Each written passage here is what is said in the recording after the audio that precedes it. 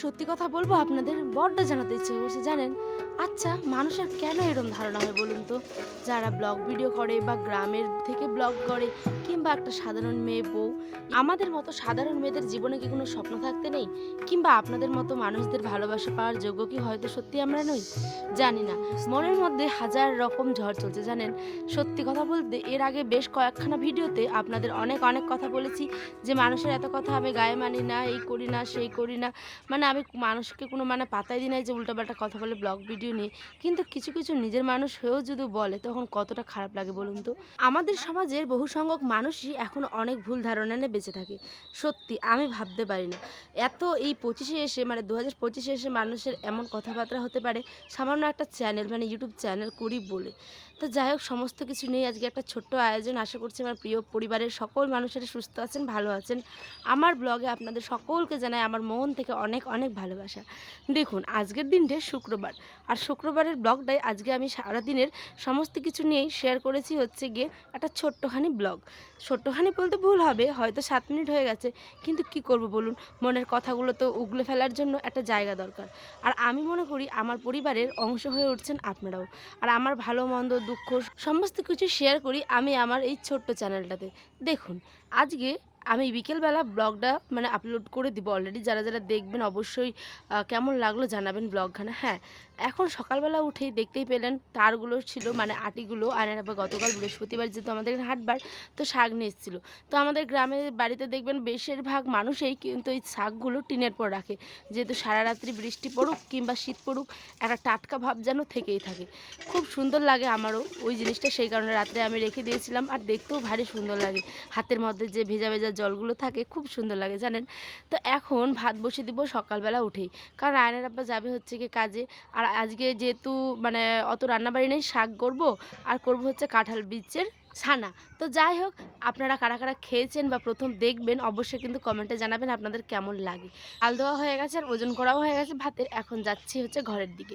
কিছু কিছু গ্রামের যেমন আমাদের সমাজের নিয়ম থাকে না, ঠিক তার মধ্যেও কিন্তু আমিও পড়ি। কিন্তু ওই সমস্ত কিছু মানে আমি যতই বলি যে মানে মাথায় নিই না বা অত ভাববো না, সে সমস্ত কথা যেমন অর্ধেক সত্যি অর্ধেক আবার মিথ্যেও। কেন বলছি বলুন তো? মনের ভিতরে একটা ধুকপুক ধুকপুক করে। কারণ এখন আমি কয় মাস ৯ মাস পড়েছি আর কি আমার ইউটিউব জার্নি শুরু করেছি। এর মধ্যে অনেকে অনেক কথা বলে, কিন্তু যখন নিজের মানুষগুলো আঘাত করে কথা বলে না, হ্যাঁ এরকম ভিডিও করছো, হ্যাঁ নাচো নাচো এটা সেটা, তো খুব খারাপ লাগে জানেন। এই কথাটা শুনে সত্যি অনেকটা তো খারাপ আয়নের লেগেছে। আব্বা কে তো চলে বলেছে গেল আর সেটা এখন নাই বা এই যে বললাম। যাচ্ছে হচ্ছে বলেছে আমার পয়সা কোনো নিয়ে কাছের আয়নকে মানুষ, চকলেট অবশ্যই কিনে আমার দেওয়ার হাজবেন্ড জন্য। ছাড়া। চলো চলো তো আমি এটা আমার চলো, হাজবেন্ডকে জানাই, দোকানে কারণ আসো আমার তো। মানে আমার হাজবেন্ড বলে যে ওই সমস্ত কথা তুমি বাদ দাও, তুমি নিজের কাজের প্রতি সমস্ত ফোকাস দিয়ে নিজের কাজটা করো। আরে ইউটিউব চ্যানেল মনিটাইজ হোক না হোক সে সমস্ত তো দূরের কথা, মানুষের স্বপ্ন দেখতে তো আর পয়সা লাগে না, তাই না বলুন? আমি এখন মানে সদ্য ৯ মাস চ্যানেল, এরকম তো lakh lakh blog channel already খোলা আছে। তো একটা আর আমি তো কোনো সেলিব্রিটি নই যে হাজার হাজার লোক আমার কাছে এসে ভিড় করবে। একটা একটা করে সাবস্ক্রাইবার গেইন করা এটা কিন্তু অনেক কষ্টের একটা ব্যাপার, তাই না? আর বিশেষ করে আমি তো একটা সাধারণ মেয়ে, আমি কি জানি বলুন তো? এমএ পাস করেছি সামান্য, আর এদিকে পড়াশোনা করেছি যতটা পেরেছি, এদিকে বাচ্চাটাকে মানুষ করছি, সংসার করছি। আর এখন তো আমার বেরোনোর কোথাও উপায় নেই যে কোনো কাজ করবো, তাই না বলুন? আর আমার চ্যানেল মনিটাইজ হোক না হোক সে সমস্ত কথা পরের কথা। সবার মনে তো একটা আশা থাকেই, কিন্তু আশায় মরে চাষা এরম যেরম একটা কথা আছে না, মরলে হবে না, স্বপ্নটাকে বাঁচিয়ে রেখে যুগিয়ে যুগিয়ে সমস্ত জল বাতাস আলো সমস্ত কিছু দিয়ে একটু একটু করে তিলে তিলে গড়ে তুলতে হবে জানেন।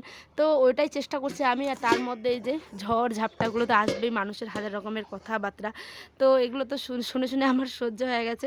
কিন্তু কিছু কিছু কাছের মানুষ যখন বলে না তখন মানে খুব খারাপ লাগে শুনতে। এরমভাবে বলে যে নাচো নাচো এটা সেটা। আচ্ছা নাচটা কি কোনো খারাপ জিনিস বলুন তো? একটা প্রচলিত কথা আছে তাই না বলুন? ছোট কাজকে কখনো ছোট মনে করো না, ছোটও কোনোদিন বড় হতে পারে। তো এটাই হচ্ছে গিয়ে ব্যাপার। মানুষের সে সমস্তগুলো কথা আমি তো মানে সহ্য করছি, আমি জানি। আপনারা আমাকে সেই জায়গাটা দিবেন, আপনাদের ভালোবাসা, আপনাদের মনের মণিকোঠায় একটু হলেও আমার জায়গা দিবেন। আমি এত কষ্ট করে আপনাদের জন্য ব্লগগুলো করি, আশা করছি আপনাদের ব্লগগুলো ভালো লাগবে। বিশ্বাস করুন লড়াইটা না একা একা লড়া যায় না জানেন। লড়াইয়ে যদি কিছু মানুষ পাশে থাকে তাহলে লড়াই করার শক্তিটা দ্বিগুণ হয়ে যায়। তো যাই হোক অনেক কথাই বললাম। আর একটা কথা হচ্ছে গিয়ে আমাদের বাড়িতে এত কুকুরের উৎপাত, হায়রে হায়, টিকা দায় হলেন।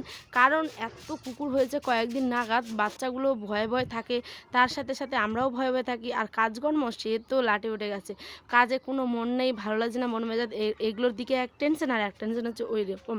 দেখুন এই যে কলপাড়ের দিকে এসেছি, কলপাড়ে আসি কিন্তু এই যে দেখতেই পাবেন, একটু পরে স্কিপ না করে দেখুন দেখুন কি অবস্থা, কুকুরগুলো কীরমভাবে থাকে।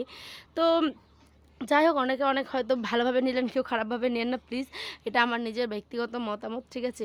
তো এখনও যখনও বাইরে আমি বেরোই, তো দেখবেন যখন মানে গ্রামের একটু হয় না কিছু মানে কি বলবো বলুন, একটু অন্যরকম মানুষগুলো যাদের একটু সম্মান করা মানে সম্মান করি, বা একটু একটু বয়সে বড়, তাদেরকে দেখলেও না হাতটা এখন আমার ক্যামেরাটা কাঁপে, ঠিক আছে, হাতটাকে নামিয়ে নিই বা করি না সেই জায়গাটায়, ফাঁকা জায়গাতে বা একটু দূরে গিয়ে করি, এরমটা করি।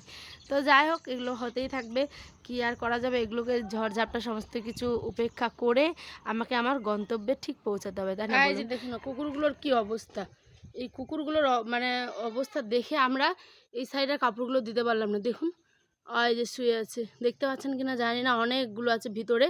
তো এই কুকুরের উৎপাতে বিশেষ করে আরও টিকা দায় হয়ে গেছে। এই যে দেখছে একজন, দেখছেন এই দিকে আছে ভিতরে ঢুকে ঢুকে,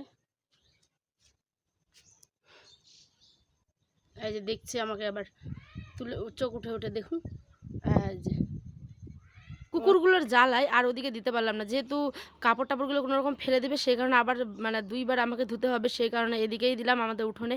রোদটা এখানে এখন কম আসে, তারপরেও দিই। আর ওই যে বললাম কাঁঠাল বীজের ছানা, দেখুন অর্ধেকটা শেয়ার করেছি হয়তো, মানে কাঁঠালের বীজগুলো গোটা গোটা কড়াইয়ের মধ্যে মানে ভালো করে ভেজে নিতে হবে, তারপর শিলনোড়ায় ওগুলোকে বাড়ি মেরে মেরে খোসাটা ছাড়িয়ে ওটা যেরকমভাবে বাটে ঠিক ওরকমভাবে বেটে, মানে অর্ধেক অর্ধেক করে ভাঙা থাকলেও কোনো ব্যাপার না, মিলমিল করে যে বাটতে হবে একদম গুঁড়ো গুঁড়ো ওরকম ব্যাপার না, সুন্দর করে এই যে আমি যেরকম করছি এরকম করে বাড়ি মেরে মেরে মোটামুটি গুঁড়ো করে নিতে হবে, ঠিক আছে। তারপরে শুকনো লঙ্কা ভেজে, কাঁচা পেঁয়াজ মাখিয়ে, তেল দিয়ে লবণ দিয়ে বেশ করে মেখে খেলে উফ দুর্দান্ত লাগে গরম ভাতে। আর সাথে আমাদের যেহেতু মাংস ছিল আর শাক ভাজা, আমার তো খুব ভালো লেগেছে। কিন্তু আমি সময়ের মানে সত্যি কথা বলতে সময় একদম আমার আজকে খুব হাতে কম ছিল, প্রচুর আজকে আমার মাথাটাও ব্যথা করছিল, যেহেতু কয়েকদিন ধরে ঘুম হচ্ছে কম। তো যাই হোক, ওই যে মোটামুটি করে রান্না করে নিয়েছি এখানে 48 বন্ধুরা, দেখাবে অন্য একটি ব্লগ। সকালে ভালো থাকবেন, সুস্থ থাকবেন, আমি এখন খাওয়া দাওয়া করি, আর ঠিক দেখাবে আগামীকাল ঠিক 5টার সময় আসে।